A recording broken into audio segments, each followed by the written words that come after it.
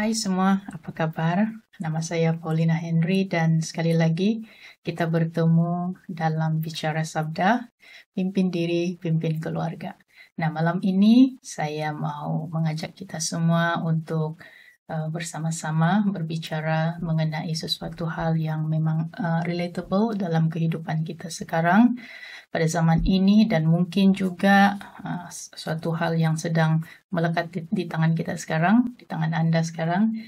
Dan tajuk pada malam ini ialah didikan media sosial dan AI dan merupakan satu dilema sosial. Nah, sebelum kita pergi jauh, saya ada satu pengakuan, ya.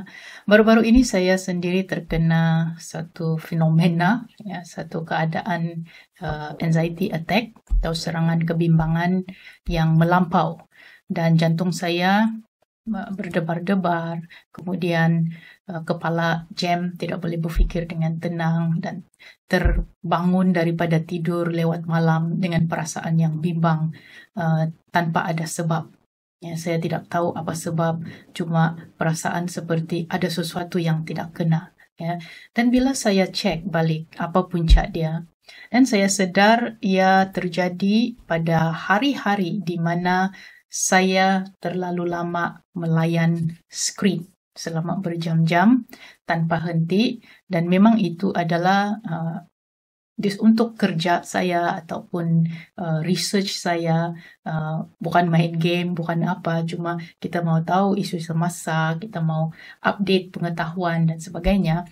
Dan akhirnya saya sendiri hanyut dalam lautan berita buruk, berita tergempar, tengok orang bergaduh, baca komen-komen orang yang negatif, tidak habis-habis compare si A dengan compare si B, perbandingan dengan orang lain, dan saya akhirnya alami apa yang pakar panggil doom scrolling. Doom scrolling dia macam ketagih untuk sentiasa scroll, kemudian scroll lagi hal-hal yang ada di media sosial yang kita tahu tidak semua positif tetapi ada banyak yang negatif, ya. Dan pengalaman saya ini tidak pelik, bukannya sesuatu yang pelik, kerana ia dikongsi oleh berjuta-juta orang di luar sana dan mungkin Anda sekarang juga ada daripada kalangan Anda yang juga sedang mengalami anxiety attack. So cek balik kalau Anda ada anxiety attack, adakah Anda sedang aktif scrolling dalam media sosial. Nah, generasi sekarang, ya, dan juga generasi yang lama juga, ya, sebenarnya tidak lari daripada situasi ini, dan inilah yang dikatakan dilema sosial pada saat ini, ya. Kalau Anda rasa kes yang teruk seperti kes bully, kes kemurungan yang melampau, kes salah laku seksual, kalau dulu kita cuma tahu itu adalah masalah di negara barat, di luar negara, tetapi sekarang tidak lagi, ya, sudah pun menular di negara kita sendiri, seperti mana yang di dalam rekod Kementerian Pelajaran Malaysia ada peningkatan daripada 6,528 kes pada 2023 kes bully dan meningkat kepada 7,681 kes pada tahun 2024. Jadi kita belum tahu lagi tahun 2025 ini ada berapa kes yang dilaporkan. Yang seramnya, di dalam kes 7,681 ini, sebanyak 1,992 kes terjadi di sekolah rendah, yaitu di golongan Gen Alpha. Ya, mungkin bully sekarang ini lebih ganas, ya. Bukan lagi seperti yang tweet-tweet biasa masa zaman dahulu, ya. Bukan lagi seperti yang cuma tarik kerusi buat kawan itu jatuh di atas lantai. Bukan lagi seperti itu, yang malah dia sangat menakutkan, menyeramkan, sehingga ada satu kes di Kuching di mana dua pelajar laki-laki, ya, pelajar laki-laki yang mengugut kawan perempuan mereka untuk merogol dan menikam 300 kali si kawan. Ya, jadi laporan itu berkata yang mereka melakukan hal seperti itu, mengucapkan hal seperti itu kerana meniru ugutan yang daripada kes jenayah yang mereka nampak di dalam media sosial. Nah, kita kena faham hal ini dia bukan random, tidak terjadi secara rawak, tetapi hal ini adalah memang rekaan dia seperti itu, direka seperti itu. Musuh kita sebenar bukanlah handphone. Musuh kita ialah apa yang ada di dalam handphone ini, yang kita panggil platform-platform yang ada di handphone ini.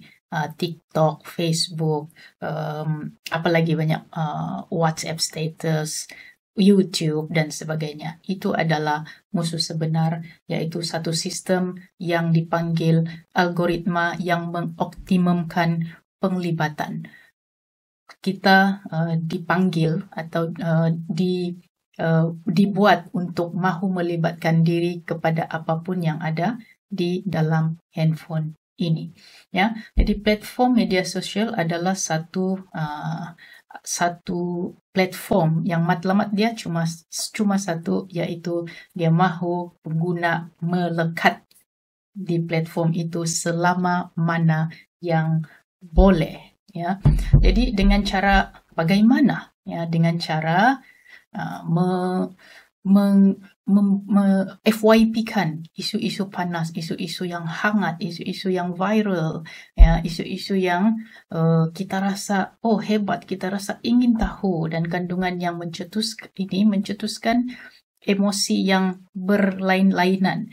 Kemarahan, ketakutan, kegembiraan, kejelekan. Isu-isu ini membuatkan emosi kita 1 minit yang pertama kita gembira, kita lucu. 1 minit kedua kita marah. 1 minit yang ketiga kita sedih pula. Lagi kita takut, lagi kita terinspirasi. Dalam masa 1 minit, kurang dari 1 minit, emosi kita berubah-ubah. Berubah-ubah disebabkan konten yang kita lihat. Nah, tetapi hal ini bikin ketagih. Membuatkan psikologi dia macam seperti mesin judi slot yang masuk duit, tekan, masuk duit, tekan, tukar, masuk duit, tekan. Dia begitu. Dan kita mau tahu kalau kita masukkan duit, tekan, kenapa tidak? Seperti juga dengan istilah doom scrolling. Kita mau tahu, next. Kita tengok video ini, kita tidak suka, maka kita scroll lagi dengan harapan kita akan menjumpai video konten yang kita suka. Kan? Dia seperti main judi. Sebab itu, dia akan membuatkan ketagihan pada pada jangka masa yang panjang, ya. Dan fenomena terbaru itu juga kita panggil brain rot, perebutan otak. Ya, ibu bapa di sana ada anak-anak kamu yang menyanyi lagu brain rot itu. Saya cuma tahu daripada anak-anak buah saya, tapi ada lagu yang tajuk dia brain rot ataupun kumpulan animasi itu nama dia brain rot. Saya pun kurang tahu, tapi itu adalah satu fenomena baru.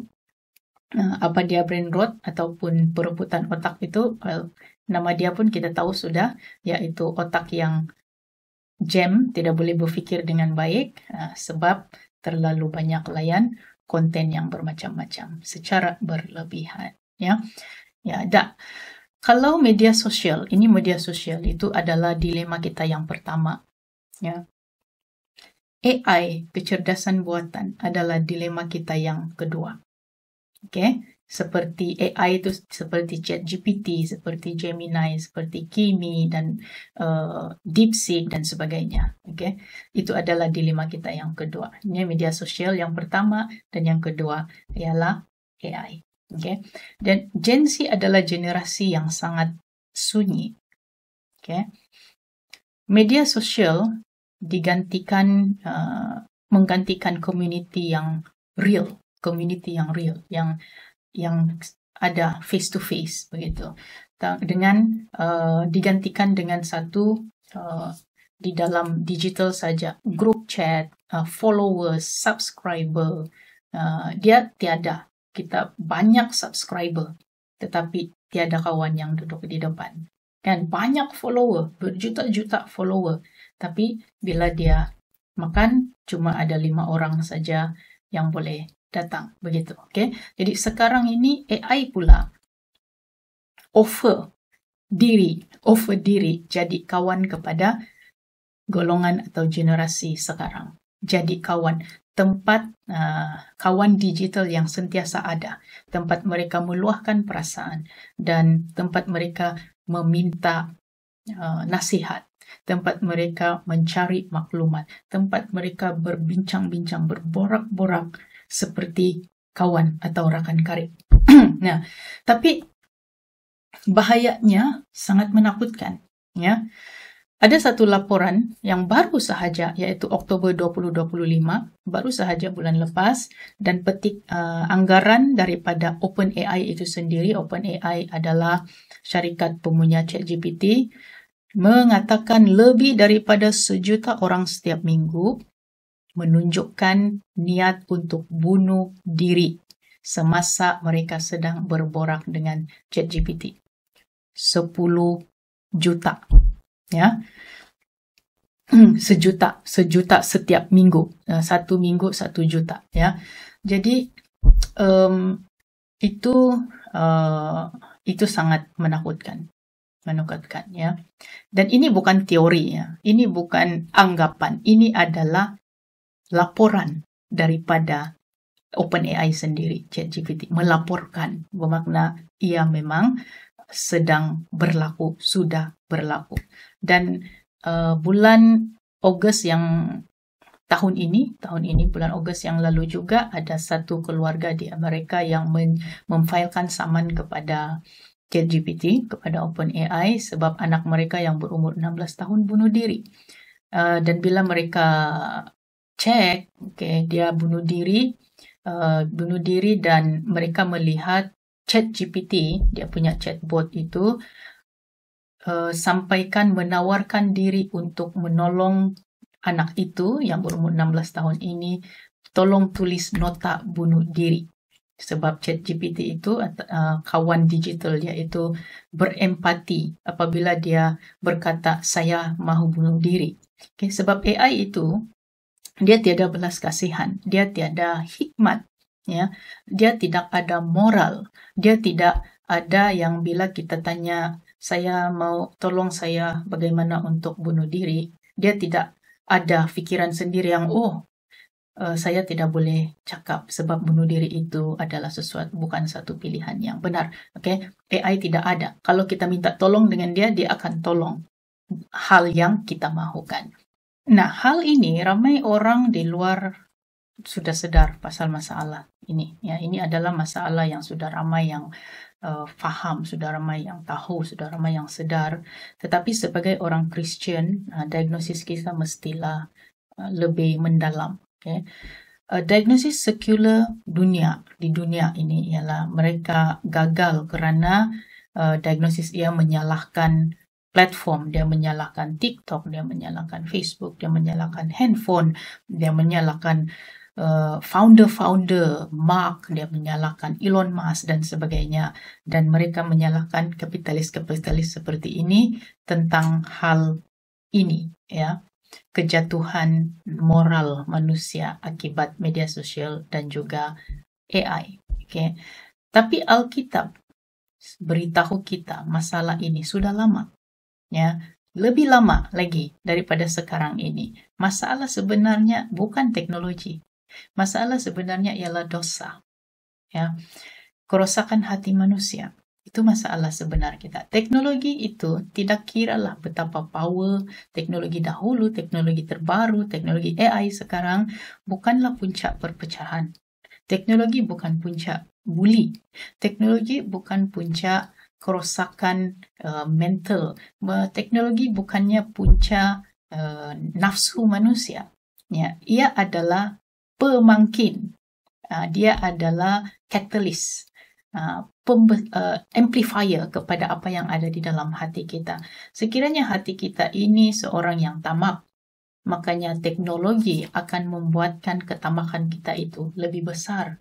Sekiranya dalam hati kita ini orang yang kuat marah, pemarah, teknologi ini akan membuatkan kita lebih kuat marah lagi. Dia akan memangkinkan, dia akan membesarkan hal-hal dosa yang ada di dalam hati kita. Ya, dia sangat berkuasa dan sangat efektif. Dia sangat efektif. Ya. Nah, pemikir-pemikir Kristen seperti Samuel James, dia panggil tabiat ini, dia panggil liturgi digital seseorang. Ya, liturgi adalah amalan yang membentuk apa yang kita suka. Ya, jadi kalau macam tu scrolling tanpa henti, ya, doom scrolling itu dia adalah satu liturgi kita, liturgi manusia itu. Ya, dia scrolling dan dia melatih kita untuk menyembah kepantasan teknologi. Dia pantas bagi kita konten yang kita mau. Dia pantas memberikan maklumat, berita terkini, berita tergempar, kan? Dalam masa 3 saat kita sudah tahu apa berita tergempar di seberang sana, begitu ya. Kita akan menyembah benda yang baru. Kita sentiasa mahu baru, kita semua yang terbaru. Oh, ini yang terbaru. Ya. Kita manusia menjadi penyembah kemarahan, suka marah. Dia mesti cari, search benda-benda yang membuatkan dia marah. Ya, search benda-benda yang membuatkan dia lebih lagi mendalami hal yang bukan pun hal dia, tetapi buatkan hati dia marah. Dan paling utama, ya, liturgi digital ini menyebabkan manusia menyembah diri sendiri. Ya, suka akan diri sendiri. Semua pasal saya. Ya. Jadi satu lagi ialah ia akan membuatkan sembang kosong itu melampau sembang kosong. Ya, John Piper juga seorang pembicara, pengkhotbah di Amerika, mengatakan media sosial hasilkan celoteh Kristen yang cetek, ya, dan platform untuk kita tayang diri. Itu saya juga tidak terkecuali dengan hal ini. Kita semua tidak terkecuali. Jadi petikan dia ini sangat pedas, sangat menyengat dalam hati. Saya lah, tidak tahu kalau kamu. Ya, dia cakap ya adalah celoteh Kristen yang cetek dan juga platform untuk tayang diri. Ya. Jadi salah satu kegunaan hebat, John Piper katakan salah satu kegunaan hebat Twitter, Facebook, dan platform media sosial yang lain ialah untuk membuktikan pada hari kiamat nanti bahawa ketiadaan doa bukanlah kerana kekurangan masa. Ya, kita tidak masa berdoa, tapi kita ada masa di media sosial, post di media sosial, kan? Kita cakap, tak ada masa untuk berdoa. Jadi nanti kiamat nanti, kita tahulah itu. Betulkah kita tiada masa berdoa? Itu yang dikatakan John Piper lah. Bukan saya, John Piper. Nah, satu lagi ialah yang menyebabkan satu community yang nipis. Ya, community yang nipis. Nipis itu bermakna dia tiada connection yang sebenar. Kau banyak follower, tetapi tidak banyak kawan-kawan yang sebenar. Dia cuma follower saja. You are just my follower. You are not my real friend. Dia jadi macam tu. Subscriber banyak. Tetapi dia tidak ada orang yang benar-benar benar-benar satu community yang erat ya di dalam perhubungan mereka. Okay. Dan satu lagi ialah John Tucker adalah seorang pengarang buku The Age of AI. Dia mengatakan AI ini memaksa kita sebenarnya mempersoalkan satu soalan yang sangat basic, sangat asas. Apa erti menjadi manusia? Okay? Kalau semua AI boleh buat, apa erti menjadi seorang manusia, ya. Dan jawaban kita, ya, bahwa kita ini adalah image Tuhan. Kita dicipta segambar Tuhan. Oke. Nah, oke, apa? Ya, apa? Jadi apa kita perlu buat? Ya, media sosial ada, tidak akan mau uninstall semua media sosial. AI sudah guna, tidak mau guna AI, kan? Jadi apa kita sebagai umat Kristen, khususnya di Malaysia ini, apa respon kita tentang hal-hal seperti ini? Jadi kita ada 3 peringkat lah, respon kita di dalam 3 peringkat. Peringkat yang pertama ini ialah peringkat secara individu. Ya, secara individu kita menjadilah murid digital. Seorang murid digital. Dunia mengajar kita jadi warga negara digital. Ya, warga negara. Oke. Dia katakan cek fakta, jangan sebar fake news. Oke. Tapi itu penting untuk celik media. Tapi Yesus panggil kita dengan lebih lagi.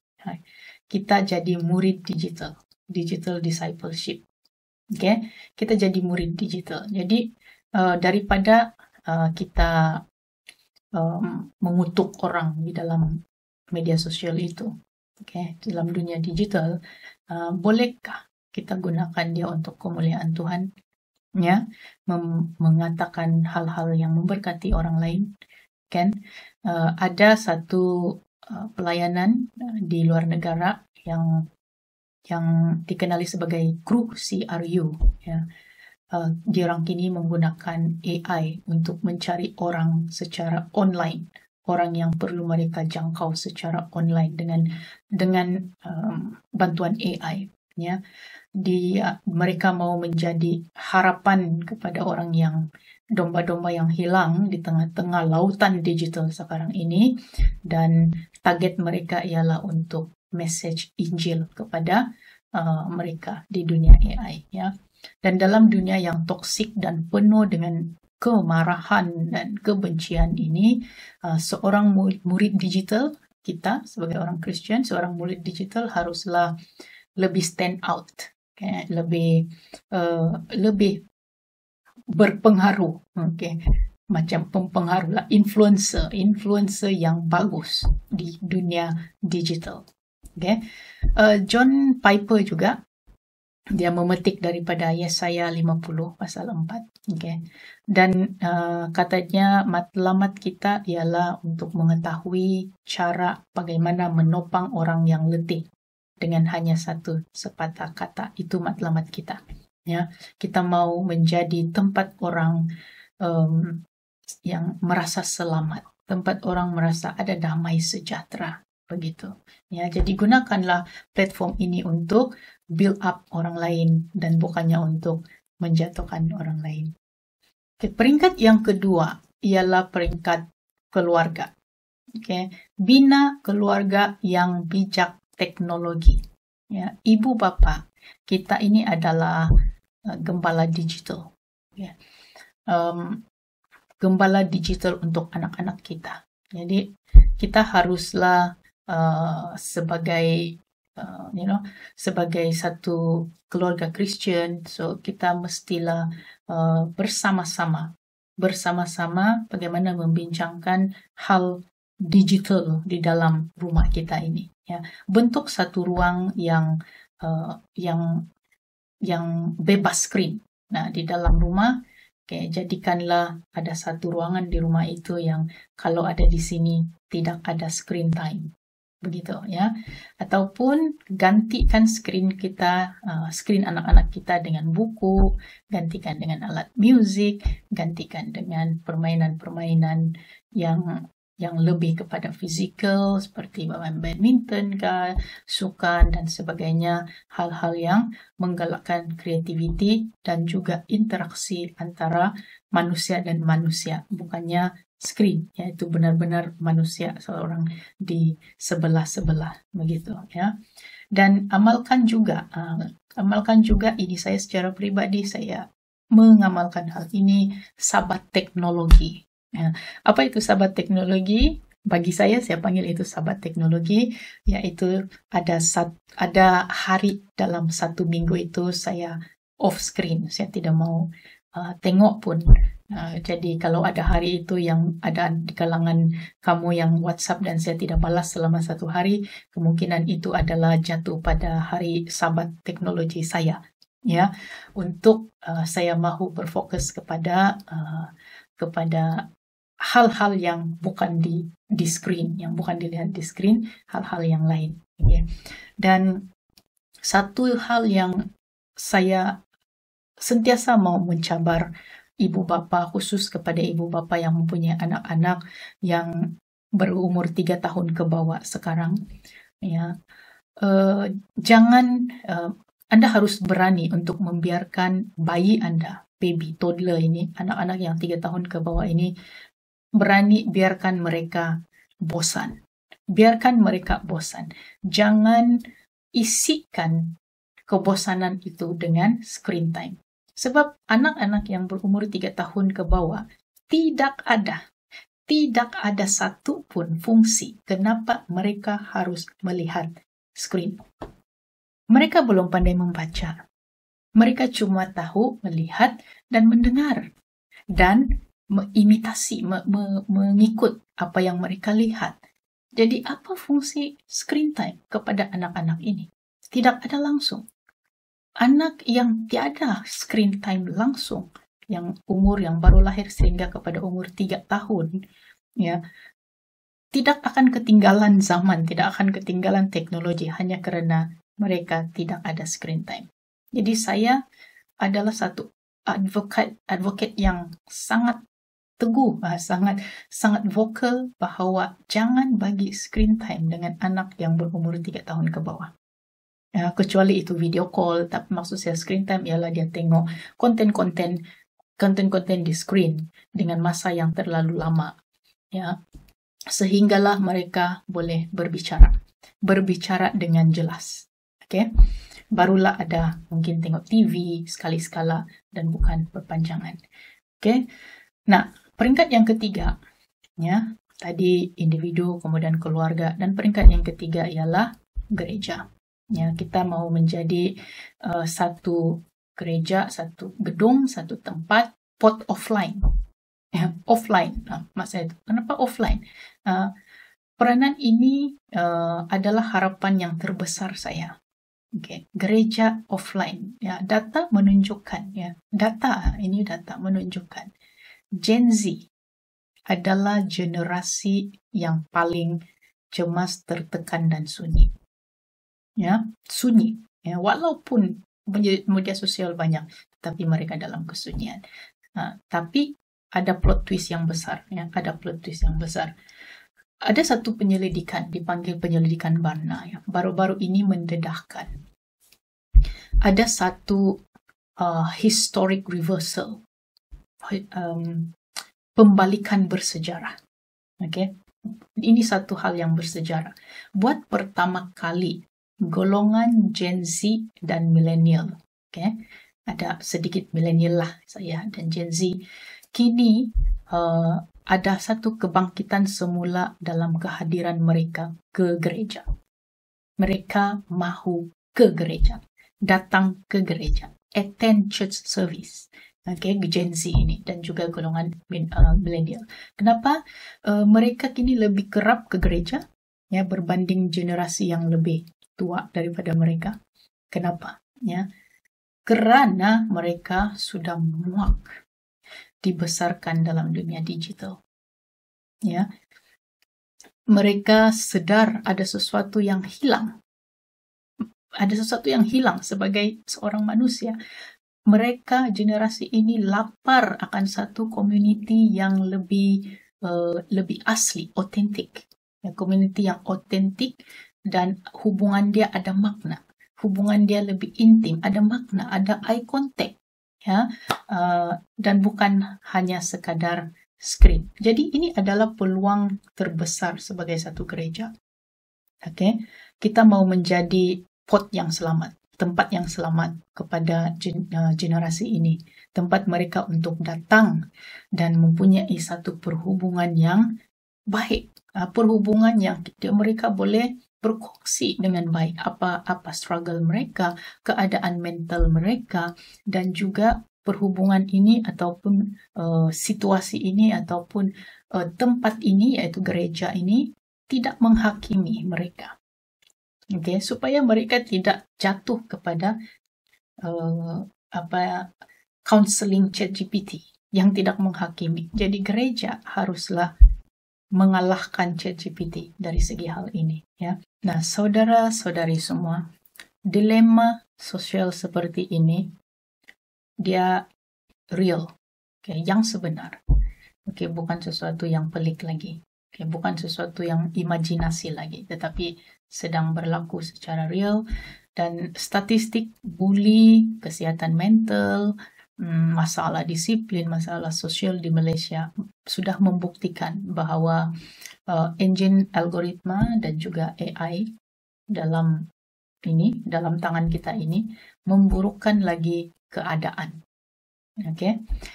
Dan puncanya bukan teknologi. Punca dia bukan teknologi. Punca dia adalah dosa.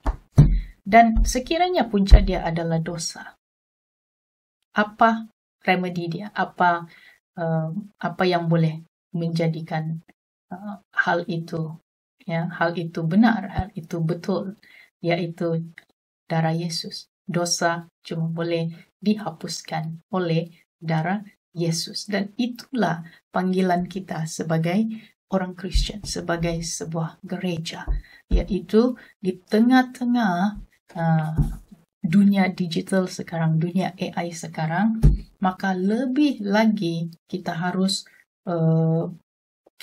berfokus kepada memperkenalkan keselamatan di tengah-tengah kucar-kacir teknologi pada zaman ini. Internet dan media sosial ini dia menawarkan sambungan, menawarkan connection, tetapi tidak ada persekutuan. Kita sentiasa connected, kita sentiasa berhubung dengan orang lain, tetapi itu bukan persekutuan sebenar. Media sosial juga dan AI juga menawarkan maklumat di luar sana dengan cepat, menawarkan maklumat, information. Tapi dia tidak menawarkan kebijaksanaan dan hikmat. Media sosial dan AI menawarkan affirmation, dia mengesahkan sesuatu.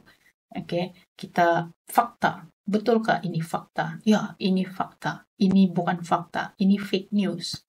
Itu yang ditawarkan oleh media sosial dan juga teknologi AI. Tetapi AI tidak ada kasih karunia, grace. Dia tidak tahu apa itu kasih karunia. Dia cuma bagi kita semua fakta-fakta, pengesahan tentang fakta itu sahaja. Jadi gereja kita panggil untuk menjadi tempat di mana generasi sekarang, khususnya generasi yang muda kita ini, generasi yang muda ini generasi yang lapar akan sesuatu yang real, sesuatu yang solid di hadapan mereka.